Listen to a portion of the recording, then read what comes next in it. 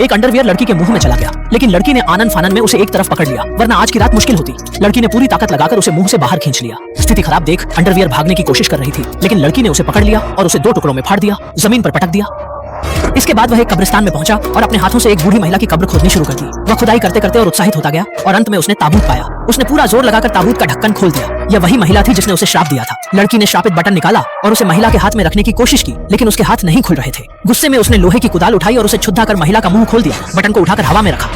गुस्से में मंत्र पढ़ते हुए उसने महिला के मुंह में बटन डाल दिया और फिर तुरंत उठकर उसे एक जोरदार किक मारी। उसने देखा कि बारिश में महिला का शरीर पानी में डूब रहा था।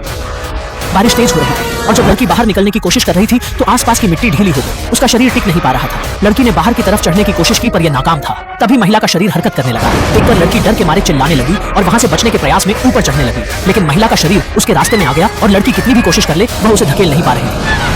लड़की वहीं बेहोश हो गई और पानी में डूब गई। यह सोचकर कि उसका जीवन अब समाप्त हो जाएगा, सौभाग्य से लड़की होश में आ गई और होते होते पानी से बाहर निकल आई। वह तुरंत घर गई, ठंडे पानी से नहाई और श्राप से छुटकारा पाने के बाद उसने महसूस किया कि उसका मन हल्का हो गया। उसने अपने बॉयफ्रेंड के साथ ट्रिप पर जाने का मन बनाया, लेकिन उसे यह पता नहीं था कि उसने बॉयफ्रेंड के दस्तावेज बदल दिए थे। उसके पास वह फाइल नहीं थी जिसमें बटन रखा गया था। जब उसके बॉयफ्रेंड ने उसे दस्तावेज लौटाया और बटन निकालकर उसे थमाया, लड़की देखती रह गई। वह डर से पीछे हटने लगी और ठोकर खाकर प्लेटफॉर्म से नीचे गिर गई। तभी एक ट्रेन उसकी ओर आ रही थी। अगले क्षण अचानक जमीन हट गई और एक हाथ नीचे से बाहर निकलकर लड़की को पकड़ लिया। ट्रेन तेज गति से गुजरती चली गई और उसके बॉयफ्रेंड सिर्फ देखता रह गया। देखते देखते लड़की को नरक में खींच लिया गया।